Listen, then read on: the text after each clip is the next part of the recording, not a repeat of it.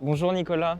Alors tu es un coureur qui a participé à de nombreuses compétitions d'ultra-distance, donc je vais te poser quelques petites questions sur un petit peu ta carrière et comment tu t'organises avant des compétitions. Est-ce que tu peux un peu te présenter ta discipline, comment tu t'organises Je pratique une discipline qu'on appelle l'ultra-distance.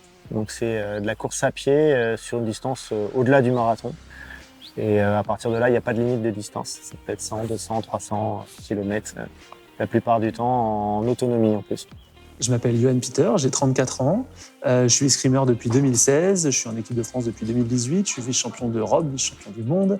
J'ai participé pour ma première fois aux Jeux paralympiques de Tokyo en 2020. Et maintenant, je vais commencer le parcours de sélection pour Paris 2024 en espérant aller décrocher la médaille d'or à Paris. Je m'appelle Karim Gaji, je suis combattant professionnel depuis plus de 15 ans. Donc ma pratique principale, c'est le pied-point, c'est le K1. Ce qu'on appelle le K1, c'est du kickboxing, pied-point. Et récemment, je me suis lancé dans le MMA aussi. Donc je suis un fou du sport, je m'entraîne tout le temps depuis pas mal d'années. Et voilà, je continue à m'exercer dans mes compétitions, à m'entraîner pour essayer d'être le plus performant possible. Bonjour Elena. Donc est-ce que tu peux un peu te présenter, ta discipline et depuis quand tu la pratiques?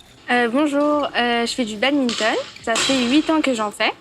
Donc 5 ans que je suis dans le club de Val d'Europe. Je suis en sport-études dans un CREPS. Donc c'est un internat pour les sportifs qui veulent aller dans le haut niveau. Et donc j'alterne entre les études et le sport. Donc tu m'avais dit que tu avais participé aux Jeux Olympiques des sports de combat. Exactement. Est-ce que tu peux m'expliquer un peu le déroulement, comment ça s'est passé? Alors, le déroulement, comment ça se passe? C'est donc le sport à corps. Ça s'appelle comme ça. C'est les Jeux Olympiques de tous les sports de combat qu'on peut retrouver dans ce monde-là. Donc, j'ai eu la chance d'être qualifié par rapport au championnat du monde. J'ai eu la deuxième place au championnat du monde. J'étais qualifié. Ça s'est passé à Pékin. Donc, on est parti avec l'équipe de France. On a fait une préparation en amont à l'INSEP. Ça s'est très bien passé. Donc, je suis parti très déterminé et je voulais vraiment gagner. Et j'ai eu cette chance. Je dis cette chance parce que ce jour-là, j'étais prêt. J'étais vraiment prêt physiquement et psychologiquement. Et j'ai remporté la médaille d'or. Est-ce que tu as une routine particulière pour la préparation d'une compétition? Alors, en tant que sportif de haut niveau, on a à peu près tous la même méthode. On a une partie spécifique, où c'est-à-dire qu'on va s'entraîner par rapport à son sport. Donc, moi, c'est l'escrime, donc je vais avoir des leçons individuelles, comme à la boxe.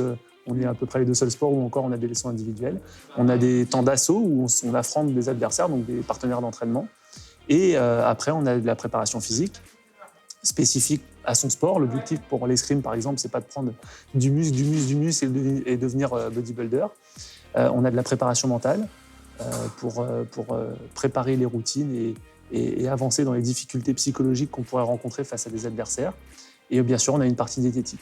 Je m'entraîne souvent en ce moment le midi, parce que la météo le permet.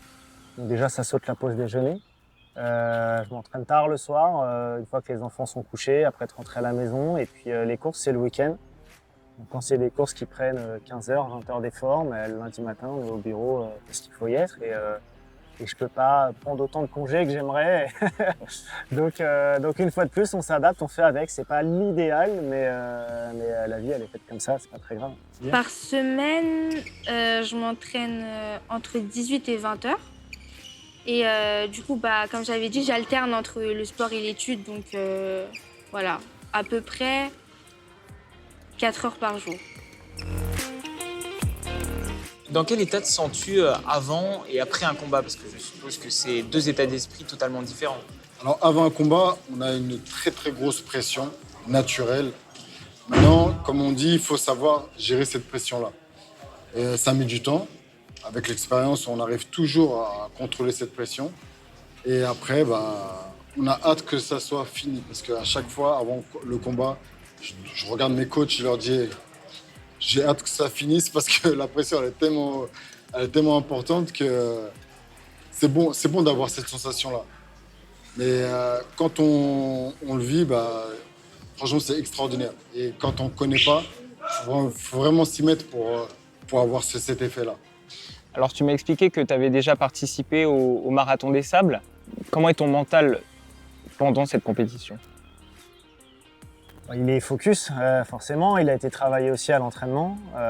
C'est un point hyper important sur toutes les épreuves de longue distance. Il faut savoir pourquoi on est là. Il faut se projeter déjà à l'entraînement pour imaginer les bons scénarios, pour prendre du positif, mais aussi les pépins qu'on peut rencontrer. Il faut pouvoir les anticiper pour savoir les résoudre quand ils vont arriver. Et puis après, il faut être aussi conscient de la chance qu'on a de pouvoir pratiquer des disciplines aussi difficiles dans des lieux assez incroyables. Donc il faut vraiment mélanger tout ça pour être prêt physiquement et mentalement. Mais on sait qu'on va souffrir physiquement à un moment, donc il faut aussi avoir 2-3 astuces. Donc moi, je prépare des thèmes de réflexion que j'ai à l'avance, qui peuvent être tout bêtes. Hein. C'est tiens, demain, je vais repeindre la chambre de mes filles, quelle couleur je vais la faire, est-ce que je change leur lit voilà, ou je repense à des livres ou à des films que j'ai vus, par exemple. Voilà, je me prépare des thèmes un peu en avance que je peux sortir de mon chapeau quand je suis en difficulté et qui me permettent de m'évader et d'oublier la douleur ou la pénibilité de l'instant. Dans quel état te sens-tu avant et après un match? Alors, avant mon match, je me sens un peu stressée, mais je suis déter à la fois, motivée de gagner. Mais du coup, je gère ce stress en l'acceptant, parce que si je le repousse, bah, ça risque de s'empirer et tout. Du coup, ça va un peu affecter mon match, mes performances. Et donc, après mon match, tout dépend du résultat que je fais. Ici, on t'appelle l'insaisissable, notamment les jeunes de Bailly, parce qu'on te connaît pour ton parcours extraordinaire et ton dépassement perpétuel de tes limites. Mais du coup, on se demande tous, quel sera ton prochain objectif? Il est un peu flou, puisque ça dépendra aussi de ma performance aux Jeux de Paris et aussi de ma capacité physique à pouvoir continuer jusqu'aux Jeux de Los Angeles en 2028. Ça serait vraiment un plaisir de pouvoir continuer parce que j'aime vraiment ce que je fais. Maintenant, ça, c'est mon corps qui parlera et en fonction des performances aussi. Après les Jeux, après ma vie sportive, puisque on sait bien qu'une vie de haut niveau, c'est assez court, je compte bien continuer ce que j'entame déjà maintenant, des sensibilisations dans des écoles sur le handicap et sur le sport de haut niveau, mais aussi après reprendre mon travail en tant qu'infirmier coordinateur, puisque j'ai mis entre parenthèses, je sais très bien que je vais le reprendre et puis je pense qu'ils en auront bien besoin aussi. Alors, mes objectifs, déjà, c'est d'entraîner, de partager ce que moi j'ai appris, de donner vraiment la puissance aux plus jeunes de devenir ce que moi je suis devenu et de m'entraîner, de continuer à m'entraîner parce que j'ai encore des objectifs. Je suis en contrat avec des organisations pour combattre en MMA, aussi en kickboxing. Donc, bizarre que ça puisse se paraître, j'ai 41 ans, mais j'ai l'impression d'avoir 16 ans, donc j'avance, je continue d'avancer. Pourquoi? Parce que je le fais par plaisir. Mon objectif cette année, c'est de faire le plus de résultats possible, donc aller le plus loin possible parce que je fais des tournois en surclassé. Du coup, il y a forcément plus fort que moi, donc ça va, c'est normal la défaite, elle est normale, enfin, même si on l'accepte pas trop. Et du coup, mon objectif à long terme, c'est les JO. En 2024, je pense que c'est un peu trop proche, donc je vise en 2028, peut-être, enfin, on espère. Il y a une belle épreuve aussi à la fin de l'année qui va être d'aller de Lyon à Saint-Étienne et puis de rentrer de Saint-Étienne à Lyon, donc en hiver, de nuit. Donc ça fait 160 km. Et puis le gros objectif, si on est retenu, c'est l'année prochaine. C'est une course de 300 km autour du Mont Blanc, en duo avec un copain et avec 30 000 mètres de dénivelé positif. Donc là, on est parti pour 6 jours en haute montagne, avec tout ce que ça comporte, avec pas mal de passages à plus de 3000 mètres, en autonomie complète, sans balisage, en avançant à la carte. C'est parti pour 6-7 jours comme ça, dans des conditions assez compliquées, mais on est excité, on espère qu'on sera retenu en tout cas par l'organisation. Comment tu rebondis après une contre-performance? Lors de mes défaites, j'étais pressé de revenir à l'entraînement et de m'entraîner sur la technique qui m'a fait perdre.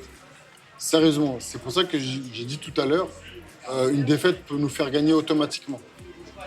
Alors, quand on est assez lucide, intelligent, on se dit, bon, bah, il y a quelque chose qui a cloché, je vais m'entraîner en fonction de ce qui allait pas pour pouvoir être plus fort.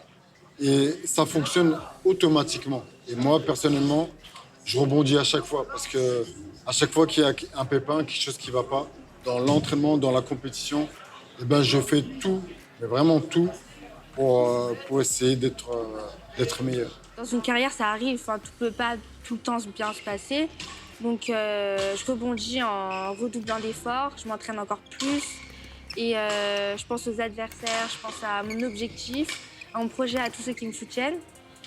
Ma devise, c'est no pain, no gain. Ça veut dire qu'on n'a rien sans rien. Donc, c'est un peu lié à ce que j'avais dit tout à l'heure. Donc, sans effort, on n'a rien, quoi. Mais il faut savoir que la défaite, elle peut arriver à tout moment. Moi, personnellement, je l'accepte. Je l'accepte et si ça m'arrive, et ça m'est arrivé, pour moi, ça me dérange pas. Pourquoi? Parce qu'une défaite, ça nous fait progresser automatiquement. C'est ça qu'il faut savoir. Ça, c'est pour tout le monde. Il y a eu des abandons qui ne nécessitaient pas d'abandonner. Sur le mental, souvent, qui a lâché, je n'étais pas dedans. Tu te trouves toujours mille excuses. Tu as toujours la blessure qui va bien, la bonne excuse de la fatigue de la semaine. Et une fois rentré à la maison, tu te rends compte qu'en fait, tu n'as pas eu ce supplément d'âme pour te surpasser. Et ça, c'est les défaites qui font mal. Moi, victoire, défaite, si tu veux, tant que l'épreuve elle est aboutie, il n'y a pas de souci, quoi.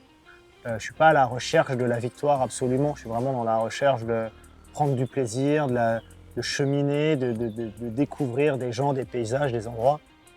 Mais ne pas aller au bout de l'effort, ça, c'est plus dur à avaler. C'est vraiment ce que je prône au quotidien, même vis-à-vis de mes enfants, de leur montrer que si on veut, on peut, on se donne les moyens d'y arriver et on va jusqu'au bout. Et est-ce que tu as des petites anecdotes à nous raconter sur les JO ou sur ta discipline? Comme ça, j'ai un petit détail qui me vient. C'était une compétition à Varsovie où il y avait énormément de monde et en fait, toutes les pistes d'entraînement étaient saturées. Il y en avait plein qui s'entraînaient dans les couloirs, etc. Et j'avais envie d'un peu de calme. Et en Coupe du Monde, on dort à deux dans les chambres, souvent deux athlètes. Et en fait, on a débarqué dans une chambre où un de mes coéquipiers dormait parce que lui, il n'avait pas l'épreuve d'épée ce jour-là. Et on s'est retrouvés à faire de la leçon avec mon maître d'armes dans la chambre. Et il s'est retrouvé réveillé et on a explosé de rire parce que il savait pas ce qui se passait. Il avait la tête sortie de la couette et il nous a vus en train de nous écharper sur la chambre, dans la chambre plutôt. Beau réveil. C'est ça, exactement. Ouais, j'ai fini le Tour des Vosges avec une fracture de fatigue au tibia. J'ai fait 100 km avec une fracture au tibia. C'était une énorme souffrance, jamais autant souffert de ma vie, je crois, mais j'avais dit que j'irais au bout et j'y suis allé. Ça m'a coûté 6 mois derrière, mais voilà. Et puis, ouais, j'ai déjà couru avec un orteil cassé ou autre. Donc c'est encore plus frustrant en fait quand tu vas pas au bout des fois et tu te dis que t'as pas été à la hauteur une fois de plus mentalement. Ouais. C'était en 2018, donc c'était au championnat du monde, défense de titre. Ça s'est passé au Dôme de Paris. Donc au premier round, mon combattant espagnol m'a mis un coup au niveau de l'œil. Bon, c'est pas fait exprès, hein. Mais ça m'a fermé l'œil, je voyais plus rien. Ça fait comme dans le film Van Damme. Bon, t'es trop jeune, tu regarderas sur YouTube. Donc il y a un film Van Damme, je sais pas, c'est Blue Sport, je crois, ouais. Et il voyait rien pendant un moment, il est comme ça. Et franchement, je me suis retrouvé dans cette situation-là. Et j'ai réussi à me contrôler. J'ai contrôlé ma pression. Donc j'ai essayé de taper, de me défendre. Et au 4e round ou au 3e, j'ai réussi à renverser la vapeur et à gagner par KO. Donc c'était une histoire assez sympathique. C'est vrai que c'est des pratiques qu'on appelle mineures, mais le sport escrime handisport n'est pas le seul. Il y a des sports valides, il y a des sports handi qui sont vraiment pas diffusés. Ce que je trouve dommage, c'est que certaines chaînes ne le diffusent pas. Mon sport, mais comme d'autres, sports valides ou handi, parce que je pense que beaucoup de Français aimeraient regarder des épreuves différentes, qu'il y a moyen d'attirer aussi des attentions particulières sur tel ou tel sport. Ça va changer pour Paris 2024, parce qu'on va être les premiers Jeux paralympiques qui vont être diffusés à 100%, à égalité des Jeux olympiques. Donc espérons que ça va continuer. Et je pense qu'il y a des sports qui sont très télévisuels. et ce serait un plus pour pouvoir partager et profiter de ces expériences. Et donc, une fois, pendant un interclub, il y avait des oiseaux dans le gymnase. Donc, c'était peu commun parce que du coup, on n'a pas l'habitude de voir des trucs d'extérieur dans un gymnase.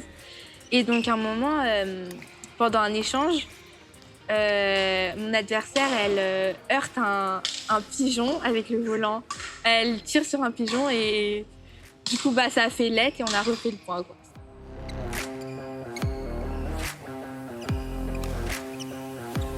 Quel conseil donnerais-tu aux jeunes qui nous regardent et qui, eux également, souhaitent faire des sports de l'extrême comme toi? Moi, je dis souvent aux gens qui veulent même faire de l'e-board, mais allez-y, faites-le. Si pour toi, c'est déjà ton Everest, fonce. Il n'y a pas...